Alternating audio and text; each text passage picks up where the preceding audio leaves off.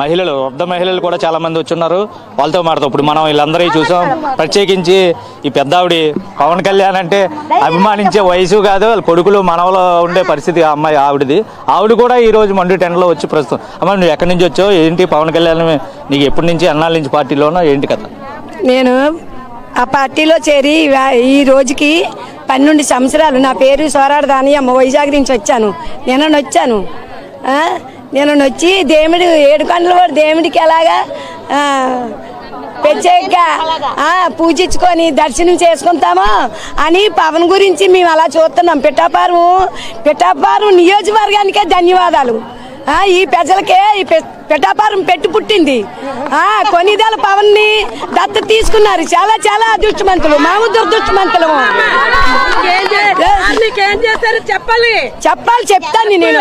నేను జీపీఐఎంలోను ఇడ్లీ తినాలంటే సాంబార్ కావాలి, పూరి తినాలంటే ఆలు కుర్మా కావాలి, ఆంధ్రప్రదేశ్ వారికి తినాలంటే జగనే కావాలని ఇంటర్వ్యూ ఇచ్చిన మా అమ్మను. నేను బాబుని జైలు పెట్టినప్పుడు ఇసుకొండ మీద ఇచ్చాను ఇంటర్వ్యూ. నా క్యాంటీన్లు మూసేసినప్పుడు ఇచ్చాను ఇంటర్వ్యూ. మరి రోజా పెద్ద కాజా ఇచ్చాను, పన్నీరిపోయినంత నవలినంత కాజా ఇచ్చాను. నేనైతే పవన్కి రోజుకు 200 మందికి నేను చెప్పాను. ఏమని చెప్పానంటే మన ఆంధ్రప్రదేశ్ పాలైపోతుందని. ఒక సినిమా తీస్తే 50,000, 50 లక్షలు, 50 కోట్లు. ఒక సినిమా తీస్తే 40 కోట్లు. ఆ డబ్బాలకి చాలదా? మన ఆంధ్రప్రదేశ్ పక్క రాష్ట్రానికి వెళ్ళిపోతుంది. మన మనకు అందరూ అని నెట్టగా నిలిచుండి నేను పోని మాటలు పడి ఒడిదొడుకులు పడి మన ఆంధ్రప్రదేశ్ ఆదుకోనందుకు నిట్టగా నిలబడ్డాడు. ఎవరు? కొన్నిదేళ్ళ పవను. పిఠాపురం ఎమ్మెల్యే అయినా, డిప్యూటీ సీఎం, గవర్నర్ అయినా, డిప్యూటీ సీఎం. ముఖ్యంగా మహిళలకి సంబంధించి పూర్తిగా కూడా మనం వింటూ ఉన్నాం వాళ్ళ మాటల్లో. ప్రత్యేకించి తమ పవన్ కళ్యాణ్ అంటే ఎంతకు అంత అభిమానం.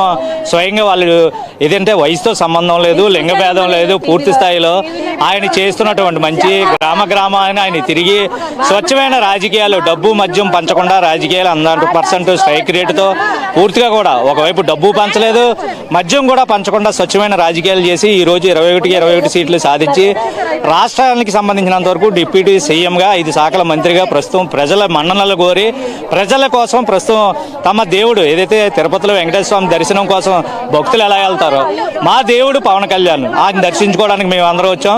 ఈ ఎండ మాకు లెక్కే కాదు, మా జీవితంలో మీ పడిన బాధలో ఒక లెక్కే కాదు అని చెప్పి.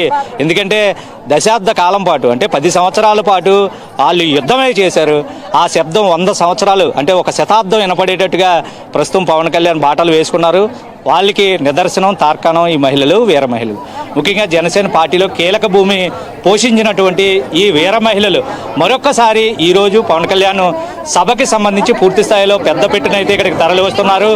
తమ అభిమాన నేతకి తమ హర్షధ్వానాలతో జేజేలు పలకాలని మరొక్కసారి ఊరుతున్న పరిస్థితి ఉంది. ఇది ఏదైతే జయకేతనం పేరుతో చిత్రాడ గ్రామంలో ఏదైతే 12వ ఆవిర్భావ జనసేన పార్టీకి సంబంధించి సభ అయితే మరికొద్దిసేపట్లో ప్రారంభం కాబోతుంది. ఇది ఇక్కడ ఉన్న తాజా పరిస్థితి.